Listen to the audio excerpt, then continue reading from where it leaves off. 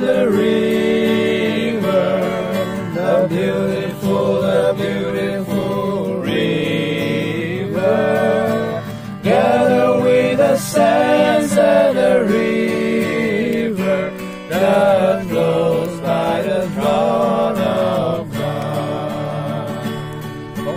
On the margins of the river, washing up its silver spray, we will walk and worship ever, all the happy golden day. Yes, we'll gather at the river, the beautiful river. Gather with the sands of the river that flows by the throne of God. And we raise the shining river as the sunrise I see. Oh, the wonder of wonders that thrills my soul is the wonder that God loves me. Oh, the wonder of it all, the wonder of it all, just to think that God loves me. Oh, the wonder of it all, the wonder of it all, just to think that God loves me. There's a wonder of springtime and harvest, the sky, the stars, the sun. The wonder of wonders that thrills my soul is the wonder that only began. Oh, the wonder of it all, the wonder of it all, just to think that God loves me. Oh, the wonder of it all, the wonder of it all, just to think that God loves me.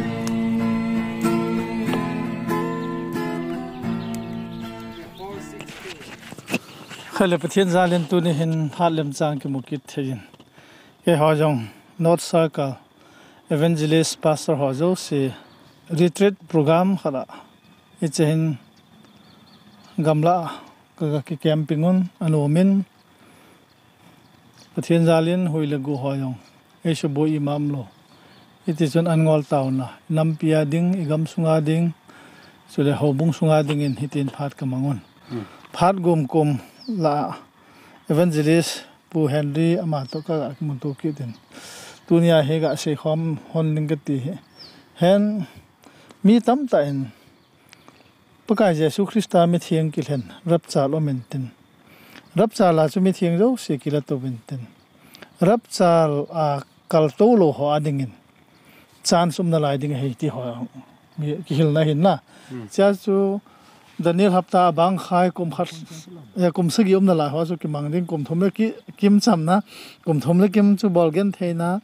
martal khang min tin lol do khang hi cha chu lol do ya han san ja wan gam kai na dinga chan sum na lai ti ki hil na ho he I ta bang ham ti ho jong ga se kho me tin na amonga to hi second coming ki ti hu le shit ki chai na yeng di ta lo ham ka ti chu rap sal ki ti to second coming jong chu ga se chet ngai na je chum ham ai lo le tha khalam ti chu pichen ta na ga se khen yeng ta di de ha ki pa me he ta bang phat pa ka sar pan nei pi jen ko ma ki pa thu ka sen chen chung pathin hingan ki pa thu kain seyen I Bible in Rapture ti na chet wang so Bible akimu lo he ai la second coming ati wang hi mun phebe ma akimu en Jesus Christa first coming hunga chu ai ho second coming dinga prepare ing bolo hen na ai ho hung good to hen second coming ani bai chana Jesus Christa vana la to na dinga zaut he chi dinga ai ho hi lampi ko ing hon pi o hen hi chu Bible in second coming Jesus Christa hong kin ding pa chu se rapture ki ti hi event na le hen biha phule helwa la to ti na hen na khat chu phu mong ying ding abang khai cheng si chu gen thi na he so na tam ta to ding la to wa chu a hing da na ki ko e chi khu rapture ti chu en ai la lai hi hoi tai vet chi na le wang chen rapture ki ti na hi rapture ta issue second coming jong issue kit wa niai khen pa wang hi Bible in bang kha chama sading nu kha ding ti Jesus Christ thang git phala ti gil na om chom ta point Bible a chana ya chu Jesus Christ a hung hi a ki chai na jing de adi ta bang chen first coming umin second coming umin third coming chan bum na lai de third coming chu piam tel Jesus Christ la mi thing ti ho wana om zo wa tu tan na van kum sang bai hom zo phala a thum ve na van Jerusalem tha le shi na hong mi thieng zo shi ta hong pa ka third coming na lai de ta second coming pa wang hi Jesus Christ mi thieng te ho wana la to pa ho hi jeng de rapture atuma oma second coming atuma ti do azi chu proof khan se leng Matthew 25 a hovet na vela le the 10 virgin na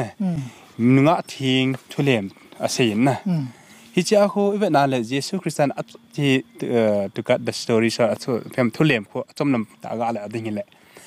last verse 11 12 lang sima le na 13 chan lam lai khona cha ho event na le hen Jesus Christ mo in nei pa ahunga chu lung thim be nga ho so po do ta so thaw la dinga chi wa cha hung ki le wa hi kot ki kha ta chu na kot ki kha yes kot akiu wa chu Jesus Christ an kot a hon ta chu Jesus Christ te mo in nei pa chen kot an hona chen te ham te le hi chi nunga thing lung thim be nga ho chu ong wa chu Jesus Christ an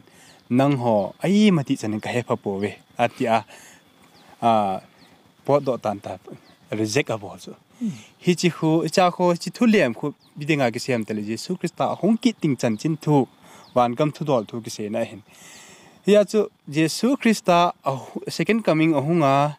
da la sa ho chun phat ani na lai ding le chi thulem ma ki hil na kho hi tho ki hil na chi jaw te ding hin ai wa chi thulem hu biam tele hi chi la ya mi thon si ho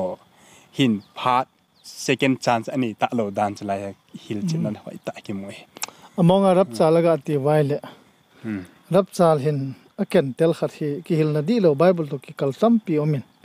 secret ramsar agu ami thieng ki len agu ami thieng ho yo se chu pakai van til hol pakai sum kon gin le van til pi pu ogen chun ama ho chu wo ki khela van langa la to dio ala mi pieng tha lo ho chun rap salum lam hello dile se chu angai na banga an man diu ti ki hil na pa chu na hi chu che chu a hi lo dan rap chal chu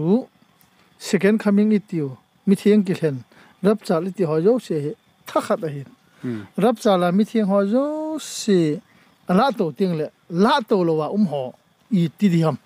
che pa ga se ki len na ki pa me na Jesus Christ ahung chan chin jong hi thil khat chi an sei ma sang chen na i ka sei chi ma sang chen ipidinga rapture thu hung ging do am tia le pital langa khona sia le Jesus Christ chu gu cha banga hung di ati kho lai kho pan sa na sa ta ne hi mi tam ta na gu cha banga hung ding ti hin ai le Jesus Christ gu cha banga hung ding chu pya mi het lo ka a gu thima la to કોઈ મચાન હેડ મન લવાલા તો વ્યુ તા મંગજિંગ ની તા મીન લા હે ના ai bang lai a context ho na le piam Jesus will come like the thief ti pa ho na Jesus Christ gu cha bang hung ti pa ho piam ti sin ham te le gu cha ho ai te a hung pha nu ki hello hen a ki hello ji wa chu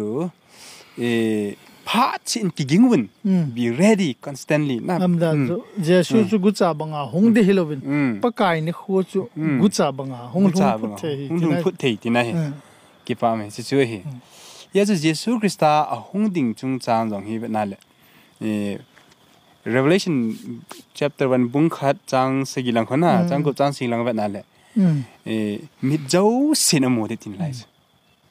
chong le Jeremiah lang vat kin ale sum kon ogin to ki thua chong le kai pi ki tum let banga he Jesu Christ hung de roll it is rolling like on them tama ki tum let banga cho ve wa van til jau se hung kum tin lai cha wa nai nidan za ne thip de ti ta ne kha nidan khat thip de ti cho ipiding ha nidan khat thip de tiam ban cho Jesu Christ mi him te mi thing tia lon khoma ong pha le ipiding ha thip de ham te le wana van til te ja si an company de hong ki lon kompi de ale van til hoi mi zat hin te van til hi zat hin te da approximately na zat don hin te te ani gin cha na pa sa wang su ka sei the pon ki sei the lo he na sim zo lo wang su sim zo lo wang che ai wanga neo khat piam ga het the chet chu hi yong le piam ga gin cha da na wang chen na pathinin mi hiam zo se hi veng tu wan til khat ani ye ti so azu ti le chen mi him population hi 7 billion 8 billion lang kiling de cha zo na azu ti le chen wan til so tam jing de na ti le chen pi ha to ai ho mi sang so mai ki zot hu san khu bon dong ta chou fe hu yan le wa na ko na sum kon hin lai ding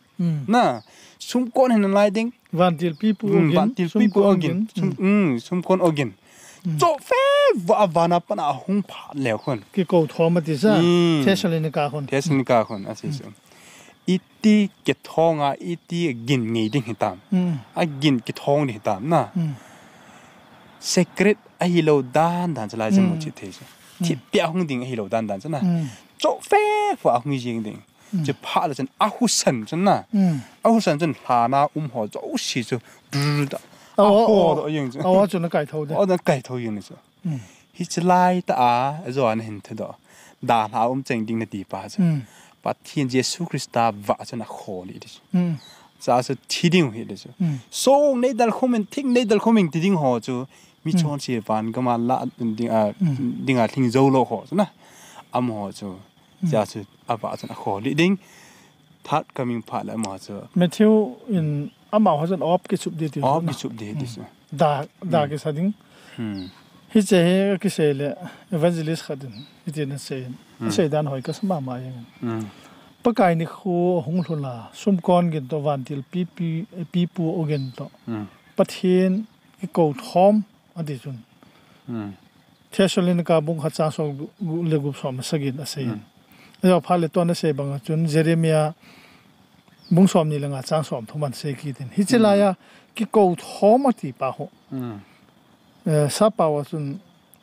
rolling tina Jesu hele hum pi ki tum git ta bang hen hum pi khu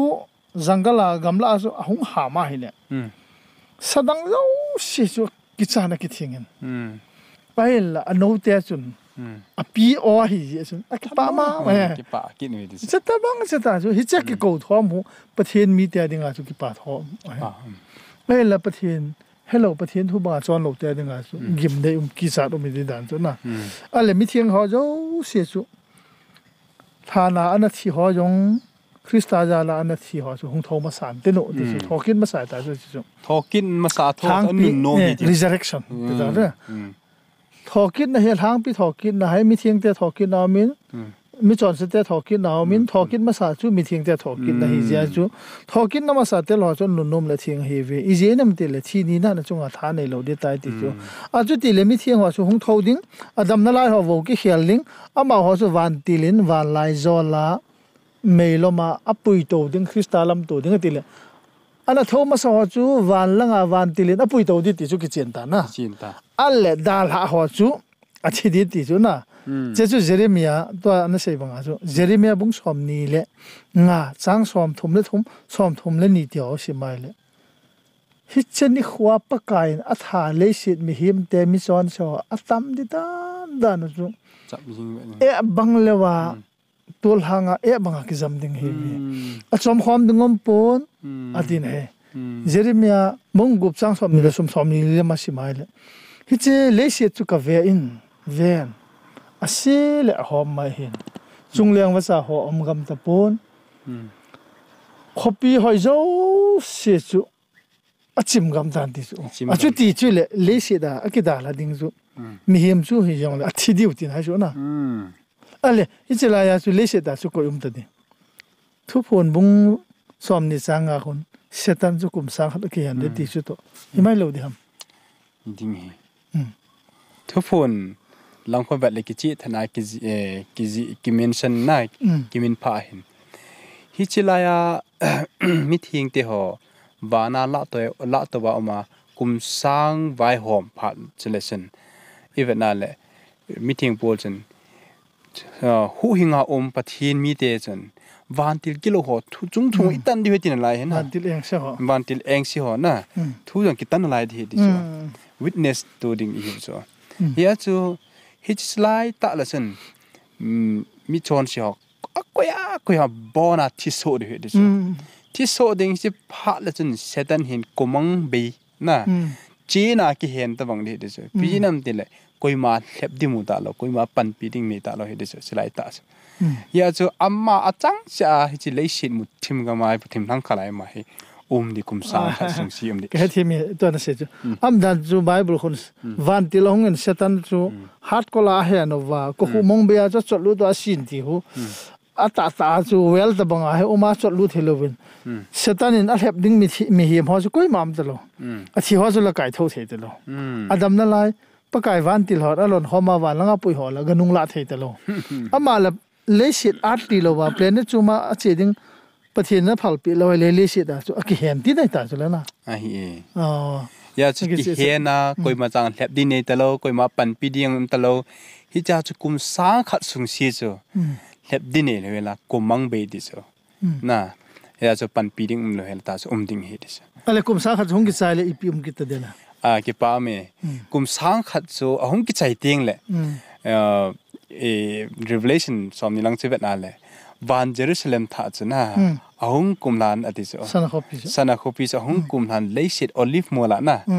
ahung ki do lai de so ahung kum lai de so he chu hi chla se mi thing te ho hi chi van Jerusalem tha so so Satan pan an mu de ti so sita Satan pan an mu ding yes Satan person hi chi mi thing te ho chu zoding gal ki do pi ding a cha man ami thi so o si an tho o ki ding hi so an lam am dan ju kum sa khat ki chai ta zia ju he bible dong ju ya chu mi thi mo seng se wang chun chu kum sang khat da hlin ma sang se a hingkit ta po ve ti le kum sang khat da hlin zo ki ti le hingkit ti tin ha ju na he cha so hong hing ki tho jo che su setan ne lam ka ya hi che sana kho pi mi thing teng a po bulu di tin ha ju na bulu ding tin ai hong lam kai di ti ju thokin ani na thokin na ani na so na the second resurrection ki di chu silai so hung tho di ho chu thi ding a tho di tin ta silai so chi Jerusalem ko pi tha so attack and ball din lai cha just attack and ball wa cha so pathin in mail ka na asu mang hel ding ale na jung ge a thi di hi che hin Jerusalem polama ho thokin na ni na tho ha ju leset ki sim ti la ko na Jesu Christa mi thing la to ni chan ge ya mi chon se ho thi ho zo se so hong thokit ta zo ama ho tam ding da zo bible se da na chun levai khatan levin mi ong tam ama ho chun Jerusalem ho pi sunga ju mi chon se ta jong mu mai thei diu chu ama ho la ju pastor reverend Jesu mina thil gidang ta bol jong tam ta om di ta na a je chu bible in pakai na mina thil ha ka no do hello ham na mina bol mo kidang ka bol hello ham ye ti le ke Jerusalem polama kom ham isela ya Jerusalem sunga ama yo homi chon se chula ama yo ho no ti jo lo hong ama yo ho gundai lo hong an ti ai la ama ho ju ahin kho chu anaki hel kit mana adam lai ni kho wa ju lung hei chon set ki si man mi tam tam di na je na ai la polama ju lung hel lo wa min thu di thu ta tam ta se la ya jong hel de lo ano mo ju pakai na mina bol mo kidang ka bol hello ham na mina thu ka se lo mi sada ri hi za ki cho man ti mai the di ki pa me pa sa china se ya aji su la ya mu thi ding chu Mary Magdalene jong chu nu me no ti nun hi so rehab na no tinu lo chu mai no ti so mang chu ai na Joshua bung ni husim le chen gambelia mini asol wa chen na chi Jericho na a chi wa chu he chi no tinu chen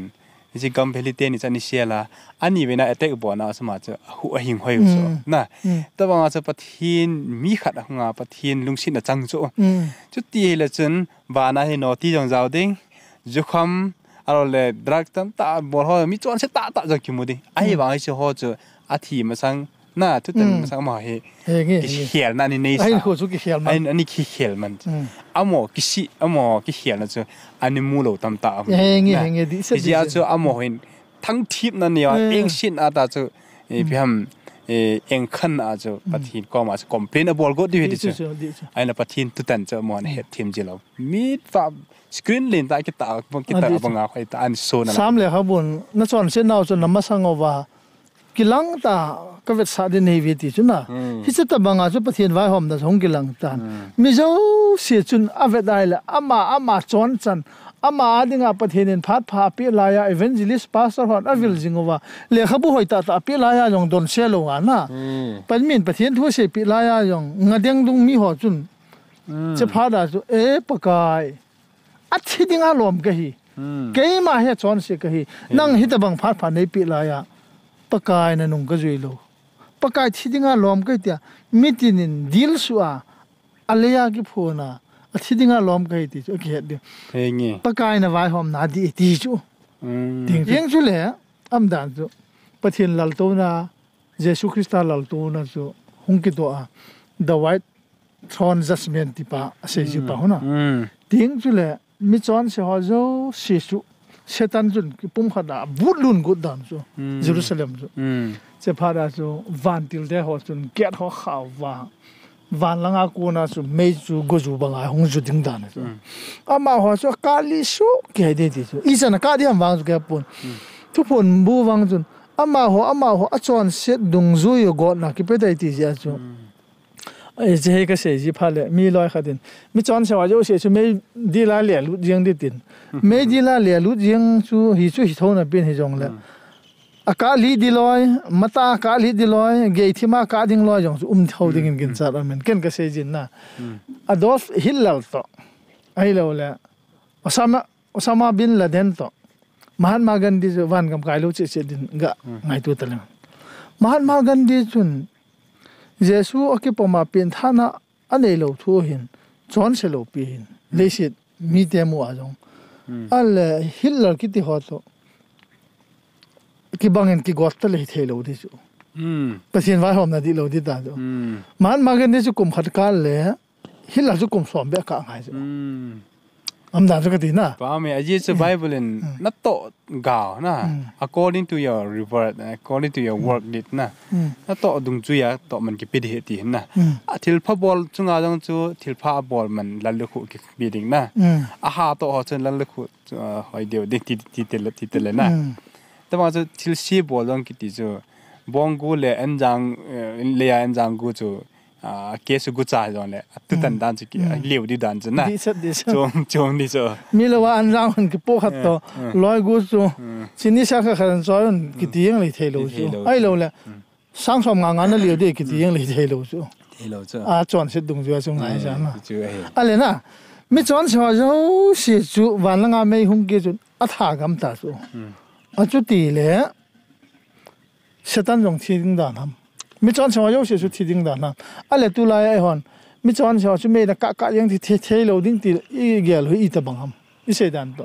ke pa me mi chon si ho me aka thi thelo am la mo jan tun so hin kim lo na ne hi lo ham ti khadong po do thei kin na aji chu van gam lai ding ai si chita banga he thulhiam khat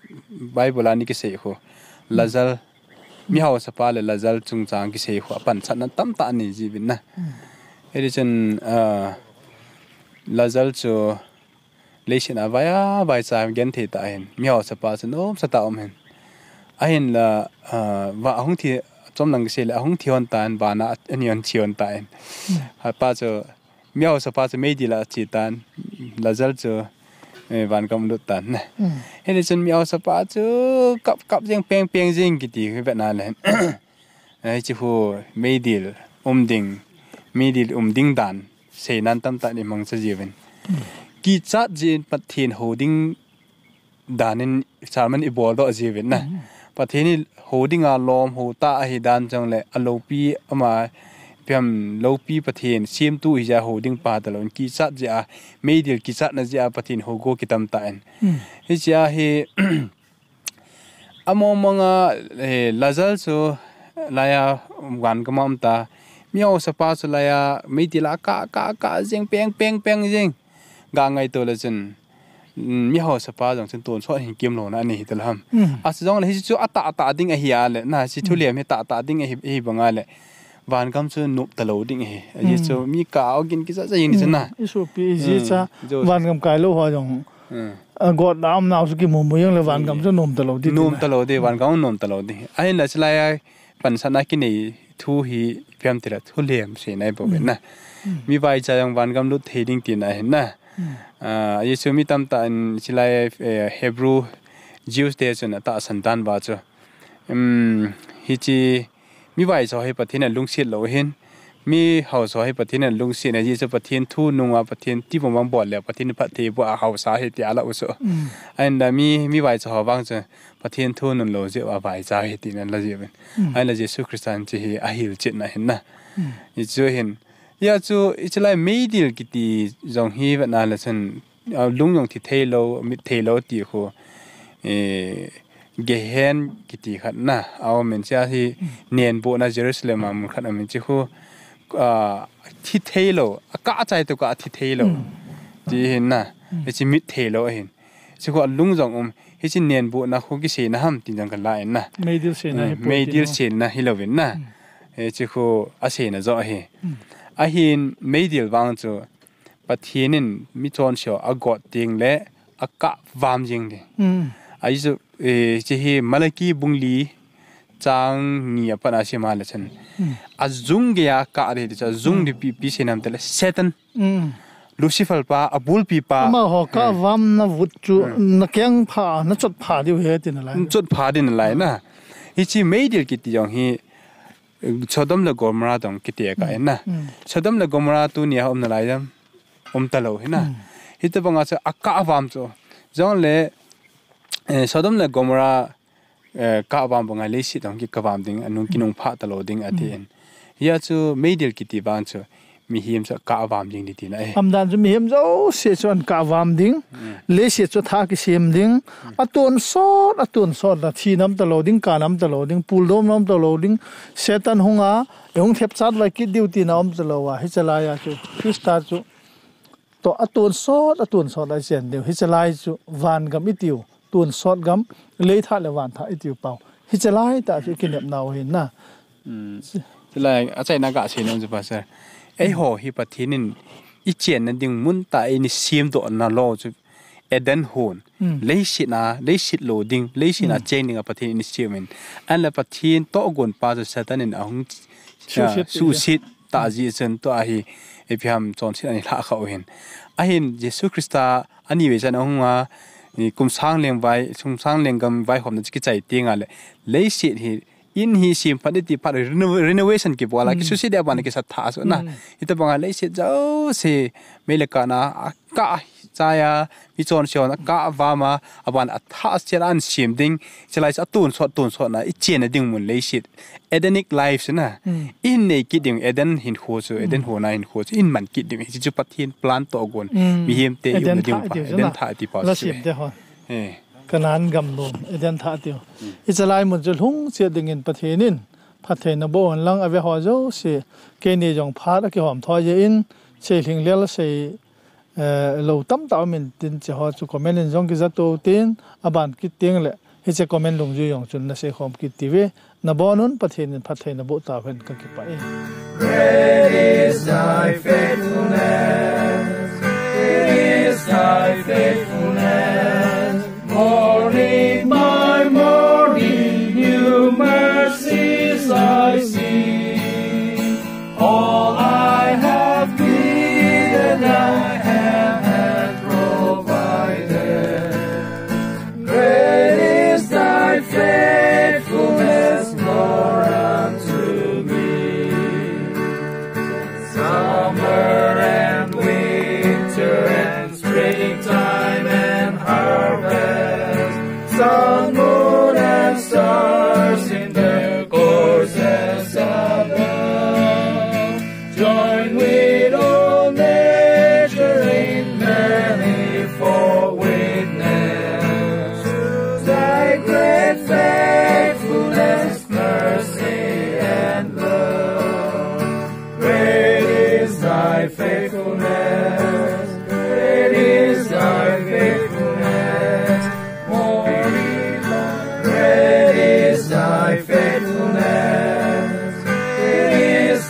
thy faithfulness. Morning by morning, new mercies I see.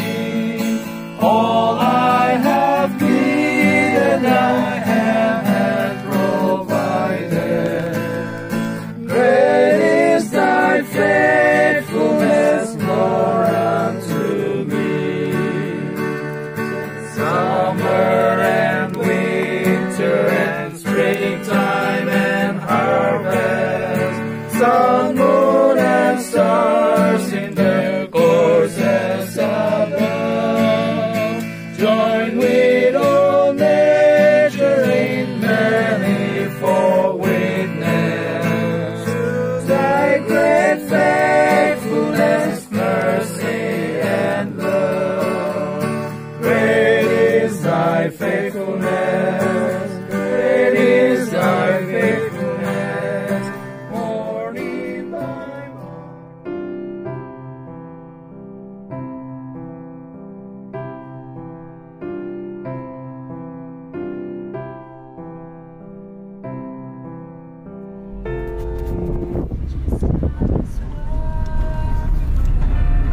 Oh yeah.